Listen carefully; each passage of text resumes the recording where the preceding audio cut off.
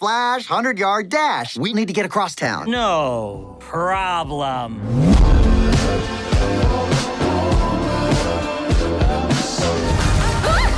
Judy!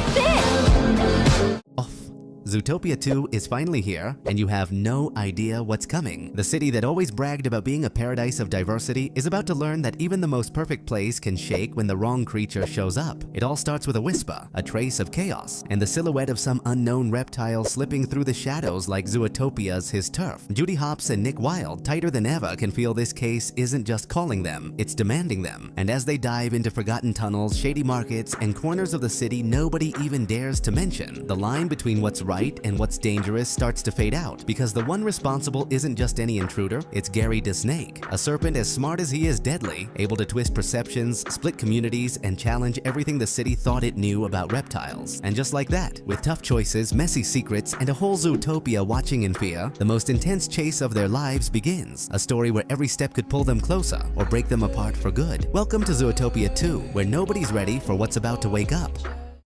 Everything kicks off by reminding us of the events from the first Zootopia movie, where we see how, thanks to their crazy experiences, the first rabbit cop and the first fox cop ever were born. Of course, we're talking about Judy and Nick, an unbeatable duo whose bravery left a mark on the whole city. After that quick recap, we see Judy and Nick waking up and getting ready for a new day as Zootopia's top agents. Meanwhile, we cut to Chief Bogo, the strict general himself, announcing that today's target is a corrupt inspector smuggling foreign goods and using reptiles for his shady operations. When Bogo starts assigning missions, he forgets to even mention Judy and Nick, convinced they can't handle something this serious. That's when Benjamin Clawhauser tells him the rabbit and the fox are already gone. They took off early and are already at the scene trying to solve things on their own. Judy and Nick track down the customs inspector running the whole contraband scheme, and with a slick plan, they pretend it's the birthday of Judy's supposed baby so he'll sign the kid's clothes as a souvenir. With that little stunt, they manage to distract him while he decorates the outfit of the baby who's actually Finnick, the same grumpy fox from the first movie.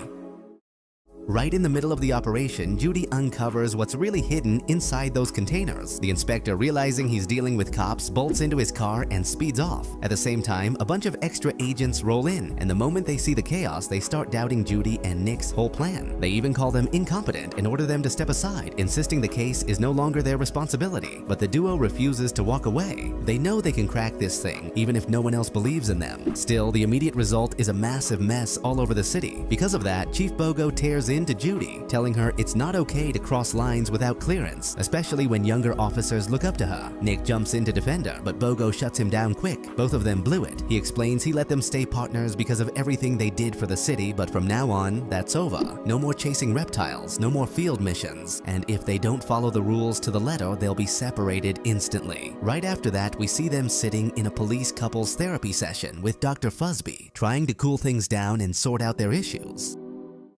Judy mentions they've only been working together as an official duo for a week, but the therapist points out that's exactly the issue. They need time, patience, and actual day-to-day teamwork if they want to get better, and that could take a couple of years. Later, Judy walks out with Nick and tells him they need to talk to Chief Bogo ASAP, promise him they'll do things right, and show they deserve a second chance. But the fox thinks the smartest move is to stay calm and avoid anything that could get Bogo on their case again. After a quiet moment, Nick asks Judy if she really thinks they're a good team. Judy answers without hesitation, of course they are, and now they have to prove it more than ever. With that conviction, she hands him a little handbook about partner teamwork so they can both study it on their own. Then we see Nick heading to his room, setting down his carrot recorder and getting comfortable. Meanwhile, Judy gets home and starts chatting with her parents. Nick, on the other hand, puts on some movies and ends up hiding the handbook she gave him, like he doesn't even want to think about extra responsibilities.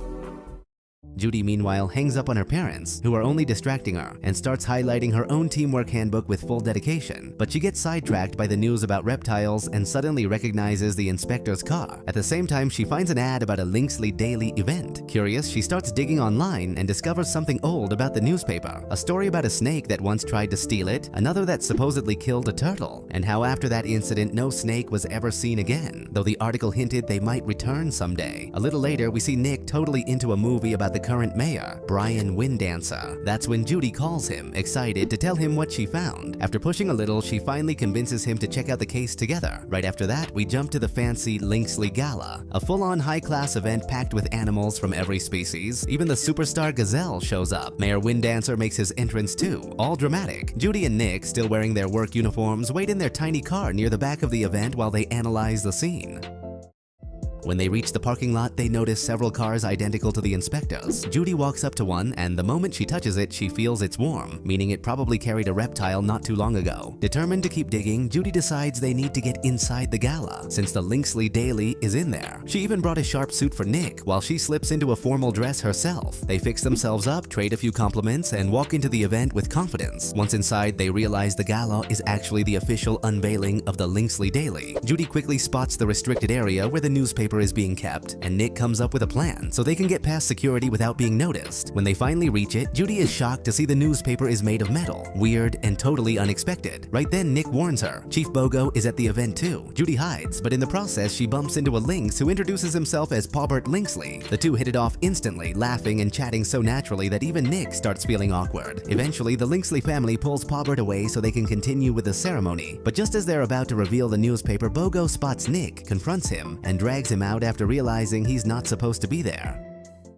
Suddenly, right in the middle of the presentation, something drops from the ceiling, a huge blanket, and from underneath it, a giant snake rises up. Panic breaks out instantly, and everyone starts running for their lives. The snake grabs Milton Linksley, the head of the Linksley family and the one who calls the shots, and snatches the newspaper along with him. Judy runs after her and actually manages to catch up. That's when the snake tells her she's not evil at all, that with that newspaper she can finally prove the truth and restore the dignity her species lost, showing everyone that snakes aren't the monsters they've been made out to be. But just as she's trying to explain, Nick shows up and knocks her out cold with a frying pan. Right then, young Paubert manages to break free and grabs the newspaper back. His family rushes in and warns Judy and Nick that they're going to publicly claim the snake attacked them, so the Linksleys look like innocent victims. Judy refuses flat out and to play along with that lie, and with total conviction, she convinces Nick to take the snake and protect her. They escape through smoke and fire, and just as they're getting out, Chief Bogo shows up, but the terrified snake bites him by accident. Because of that, the Linksleys claim the general was attacked by the snake while Judy and Nick were on her side.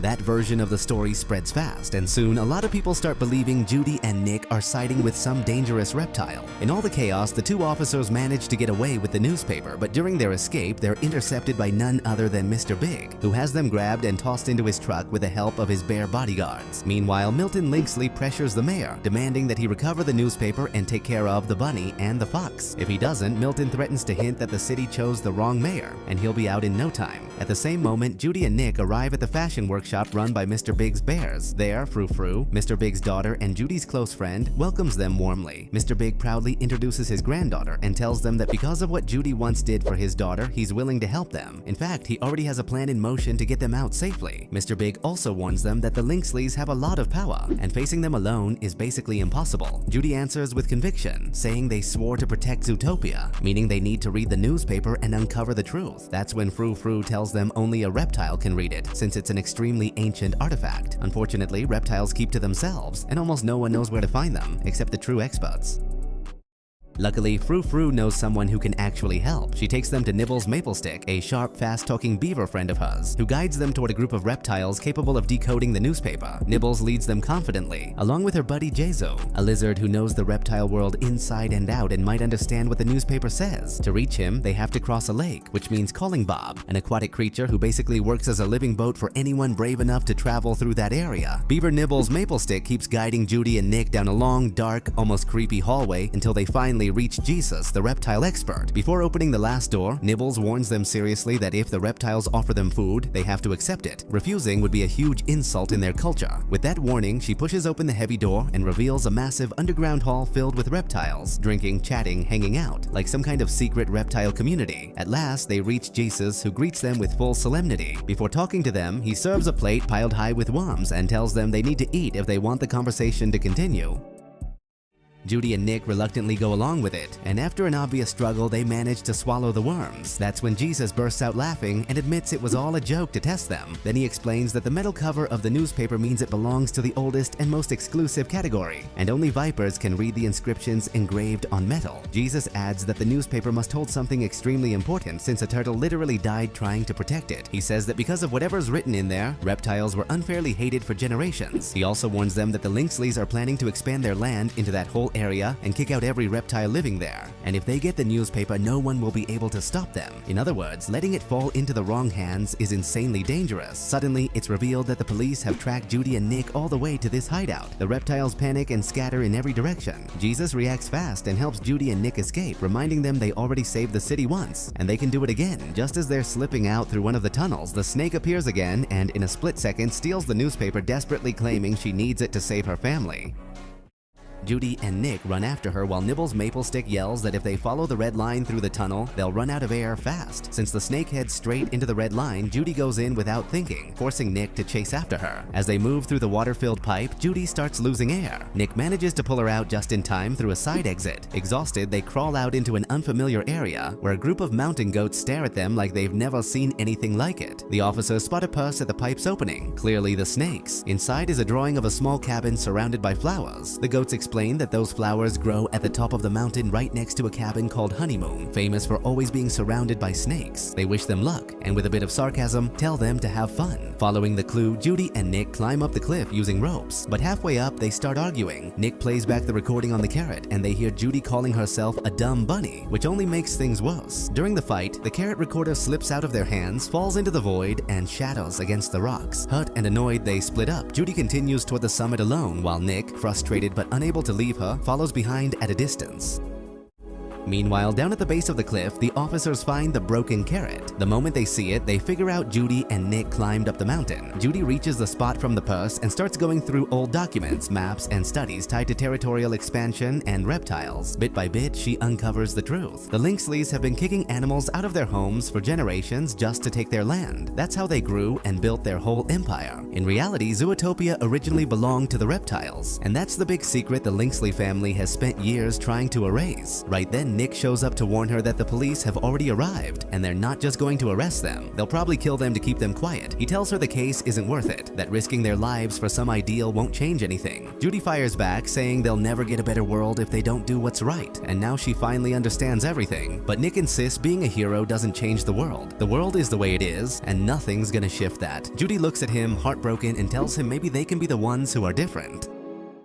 Right at that moment, the police storm in and Judy and Nick get split up. The snake shows up and helps Judy escape. Robert Lynxley is there too, and the snake insists he's someone they can trust. But the officers rush Judy and take her down while Nick watches, frozen by fear and the pressure of the moment. Judy blacks out. When she wakes up, she realizes the snake and Robert dragged her far away, out of the police's reach. They tell her Nick has been captured. Meanwhile, the Lynxleys handle him personally. They lock him in a dark cell and tell him he's going to watch Judy die so he finally learns his lesson. At that moment, one of the Lynxley daughters walks in with a bag containing clumps of fur from whoever helped the rabbit. Their father instantly recognizes it. It belongs to Robert. Meanwhile, Robert leads Judy and the snake to a hidden oasis, a secret refuge he uses to escape the chaos of the city. There, the snake finally introduces herself by her real name, Gary the Snake. Robert explains that only a thermoreceptive viper like Gary can read the newspaper because doing so requires generating a very specific kind of heat.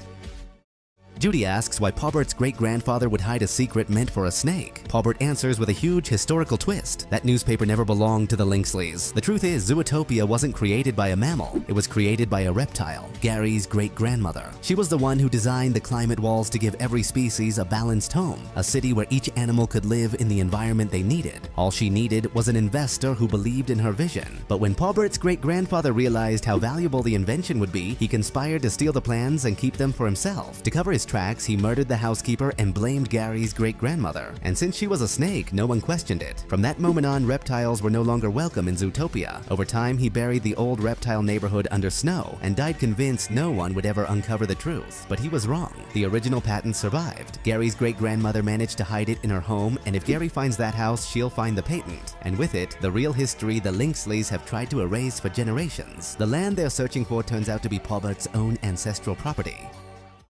Judy keeps following the tracks and signs the snake left behind, so they finally have a clear idea of how to solve the case. But Paubert overlooked one crucial detail. He still has his phone on him, and his father tracked it. The Lynxley family already knows exactly where he is. Meanwhile, we see Nick locked up, still torn up about the fight with Judy. Suddenly, Beaver Nibbles Maple Stick shows up and notices he's completely crushed. As he vents about everything and how badly things went with Judy, the beaver bites through a wooden panel that works as an improvised key and frees him. In the process, they accidentally open all the cells, and end up releasing every prisoner inside. Without wasting a second, Nick turns to the fastest animal in Zootopia, ironically, Flash Slothmore. The two of them jump into a vehicle and speed off to catch up to Judy. As they drive away, we see Sheep Dawn Bellwether watching from the shadows, laughing to herself, hinting that she's running her own schemes again. Meanwhile, Judy pushes forward with her new allies, but they're being chased hard by the police. To escape, they're forced to cut straight through a crowded festival full of animals, lights, and music. At the same time, Tiger Benjamin Clawhauser helps Nick and the beaver track Judy's exact location. Milton Linksley, meanwhile, finds out that Judy and her group are looking for Gary's great-grandmother's original house. Furious, he orders the local officers to put Judy and her crew to sleep, but the agents slip and miss the shot. The tranquilizer dart flies straight toward Pobbut. Judy jumps in front of him to protect him, but right then Flash pulls up in his car with Nibbles and Nick, rescuing them just in time. Everyone heads together into the climate wall zone, determined to find the house where the original patent was hidden. If they manage to locate it, they can expose the entire truth. Nick stays outside at first, still being chased by the police, but Nibbles manages to pull him in at the very last second. Just when they're finally ready to search for the patent, the most painful betrayal hits. Pobbut reveals he's loyal to his family. He injects snake venom into Judy and admits that despite their friendship, he's just like the Linksleys. And yeah, he's bad too. He tells her that deep down they actually share something. They're both outcasts, constantly trying to prove they're just as worthy as everyone else. For him, this is his chance to shine. If he burns the patent, his family will recognize his worth and finally accept him as one of their own.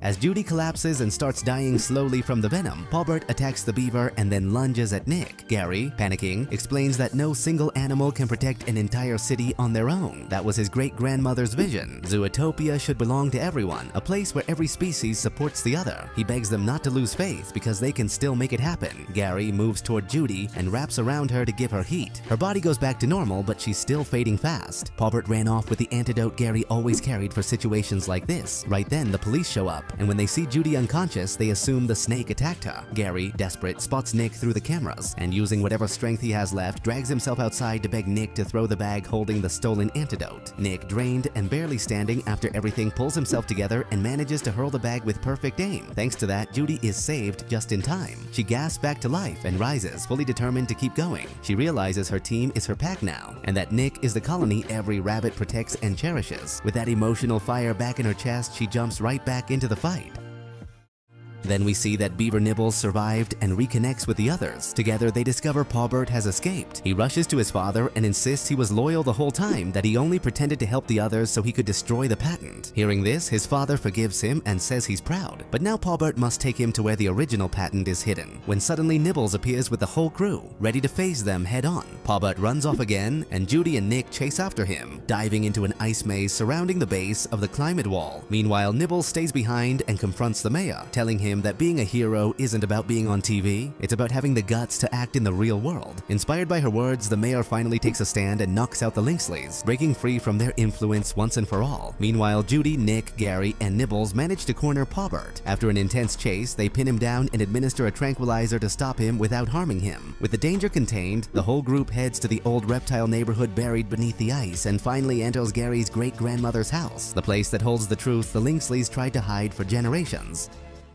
Gary slips on a special sock and suddenly starts seeing all his memories play out inside the house. The others step into the old home as well, watching the past come to life right in front of them. That's when they discover Gary's great-grandmother hid the original patent inside a music box, carefully protected so only the worthy could ever find it. But before they can celebrate, Pobbut shows up one last time, using whatever strength he has left to try and destroy the patent. Before he can get close though, he's instantly knocked out by a clean frying pan hit from a pair of pig officers who already figured out the truth. The real villains are the Linksleys. A little later, we see a huge headline on the news announcing that officers Judy and Nick, along with Viper Gary and Beaver Nibbles, have made a monumental discovery for Zootopia's future. They've exposed the Linksley family, revealing centuries of corruption, lies, and abuse. In an official ceremony, they're awarded medals of honor for their bravery. After that, we see them giving talks to new officers, inspiring the next generation of ZPD. Gary celebrates by reopening Zootopia and welcoming, for the first time in decades, all the reptiles who were once pushed aside. Jesus the Lizard shows up glowing with pride. Thanks to the recovered patent, the city finally recognizes its true history.